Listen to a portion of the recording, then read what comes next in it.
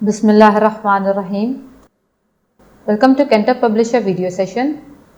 आज हम history grade 7 start करने जा रहे हैं।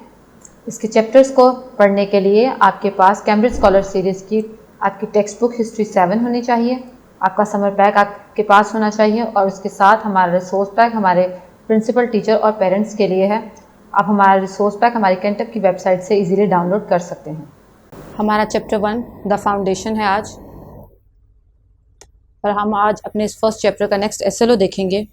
हमारा आज का एसएलओ है discuss the Rajput Afghan challenge and Babar's response. हमने अपने पिछले लेक्चर में देखा कि किस तरह से बाबर ने पानीपत के मैदान में इब्राहिम लोदी को शिकस्त देकर मुग़ल एम्पायर की बुनियाद रखी, लेकिन इसके बाद बाबर को किस तरह के चैलेंजेस फेस करने पड़े वो हम अपने आज के लेक्चर में डिस्कस करेंगे। Rajput Afghan challenge and Babar's response. सबसे पहले हम देखेंगे बाबर को राजपूतों की तरफ से क्या चैलेंजेस फेस करने पड़े। इन 1526 Babar became the ruler of Agra and Delhi. He founded the Mughal rule in India. Here challenge for Babar was the Rajput under the Rana Sanga of Mewar. Mewar में जो हुकूमत कर रहा था राणा सांगा, जो कि राजपूतों का उस टाइम पे लीडर था, वो सबसे बड़ा ख़तरा बाबर के लिए बनकर सामने आया। Rana Sanga was the main threat to Babur because he thought that Babur may be an invader who plunders the wealth and leaves India. Rana Sanga ने ये सोचा कि जिस तरह से और लोग हिंदुस्तान में वक्तन फ़वक्तन अमीर तैमूर की तरह या चंगेज़ खान की तरह आते रहे और यहाँ पर हिंदुस्तान की दौलत लूट कर वापस चले गए, इसी तरह से उसने सोचा कि शायद बाबर भी उन्हीं इन्वेडर्स की तरह एक है जो कि हिंदुस्तान की दौलत देखकर आया और ये यहाँ से ये लेकर चला जाएगा। But this could not happen. जबकि ऐसा नहीं हुआ। बाबर ने यहाँ पर अपनी हुकूमत कायम की हिंदुस्तान में। This thing provoke Rana Sanga to fight against Babar. जब राणा सांगा ने देखा कि इस तरह के कोई भी हालात पैदा नहीं हो रहे, बाबर वापस नहीं जा रहा बल्कि उसने अपनी हुकूमत यहाँ पे मज़ीद मजबूत कर लिया, तो ऐसे में इन चीज़ों ने राणा सांगा को उकसाया कि वो बाबर के ख़िलाफ़ जंग का ऐलान करे। सांगा was also the Chief of Rajputana Confederation, due to which he had the support of Rajputs as well. उस वक्त जो राजपूतों का एक ग्रुप था या उनकी कुछ छोटी छोटी रियासतें आपस में मिली हुई थी, तो उनको जो लीड कर रहा था, उनका जो चीफ था, वो उस टाइम पे राणा सांगा खुद था, और ऐसे में उसको राजपूतों का सपोर्ट भी बहुत ज़्यादा था। He was brave and popular for his victories as well. और साथ साथ में वो बहादुर भी था और अपनी कारकर्दगियों के बायस या उसने जितनी भी जंगें माजी में जीती उनके बायस वो बहुत मशहूर था। This factor demoralise Babar's army. जब बाबर की आर्मी ने देखा कि राजपूतों के पूरा सपोर्ट भी राणा सांगा के साथ है और उसके अलावा वो बहुत बहादुर और उसका विक्ट्रीज़ का एक रिकॉर्ड रह चुका है, तो ऐसे में इन चीज़ों ने, इन फैक्टर्स ने बाबर की आर्मी को उसका मोराल डाउन किया। But Babar infuse the fighting spirit in soldiers by calling it जिहाद। लेकिन ऐसे मौके पर बाबर ने बजाय हार मानने के अपने सोल्जर्स को, अपनी आर्मी को बूस्ट अप करने के लिए, उनका जज्बा बढ़ाने के लिए उसने इस जंग को जिहाद का नाम दिया। Both the forces met at Khanwa, a place near 40 kilometres away from Agra. Agra के करीब खानवा के मकाम पर बाबर और राणा सांगा की फ़ौजें आपस में सामने आईं और उनके दरमियान जंग का आगाज़ हुआ। The troops of Sanga were approximately 3 lakh, whereas the army of Babur was less in number, but their modern artillery benefited him and forced Sangha's army to go back. चूँकि राणा सांगा की आर्मी बहुत बड़ी थी, 3 लाख से भी ज़्यादा लोग उसकी आर्मी में उस टाइम थे, जबकि बाबर की आर्मी में बाबर के सोल्जर्स बहुत कम थे नंबर में, लेकिन बाबर के पास चूँकि एक मॉडर्न किस्म का जंगी सामान थे उसके पास, जिसने उसको फ़ायदा पहुँचाया कि वो राणा सांगा के ख़िलाफ़ बेहतर तरीके से लड़े और साथ साथ उसकी आर्मी को पीछे हटने पर मजबूर करे। जिस तरह से हमने देखा कि बाबर ने जब पानीपत के मैदान में इब्राहिम लोदी पर हमला किया, उसकी आर्मी पर हमला किया, तब भी उसमें जंग को जीत जाने की सबसे बड़ी वजह ही उसके मॉडर्न आर्टिलरी थे।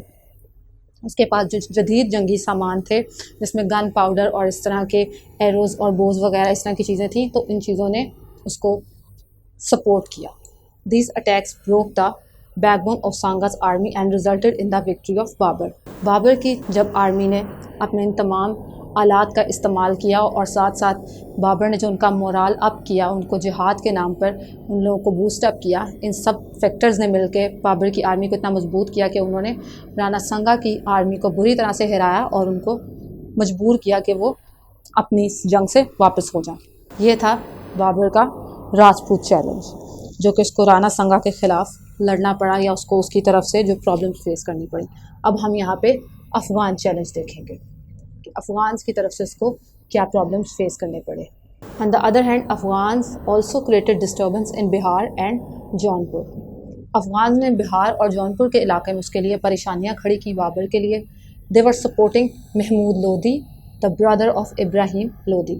جو افغانس تھے وہ محمود لودھی کے ساتھ کھڑے تھے، جو کہ ابراہیم لودھی کا بھائی تھا، اور محمود لودھی اپنے بھائی کا بدلہ لینے کے لیے یا اپنی حکومت کو واپس لینے کے لیے افغانس کی مدد سے ابراہیم کے خلاف ایک طاقت بن کر ابھرا۔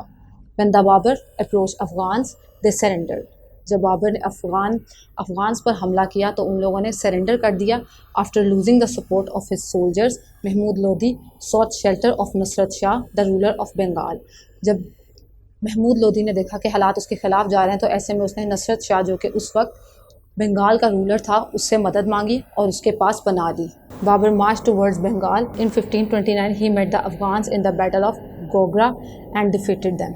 ایسے موقع پر بابر نے افغانس کو اور محمود لودھی کے خلاف جنگ لڑی اور یہ جنگ گوگرا کے میدان میں ہوئی۔ نصرت شاہ was compelled to make peace with Mughals۔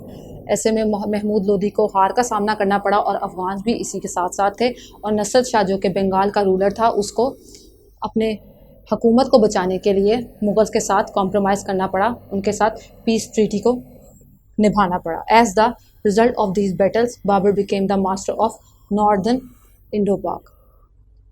Rana سنگا اور افغانس اور محمود لودھی کے خلاف جنگ لڑنے کے بعد بابر نے نہ صرف ان کو ہرایا بلکہ وہ اس وقت ناردرن انڈو پاک کا ایک رولر بن کر، ایک ماسٹر بن کر سامنے آیا۔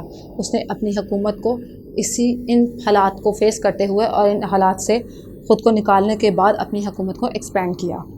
تو آپ نے دیکھا یہ تھے بابر کے راجپوت اور افغان چیلنج۔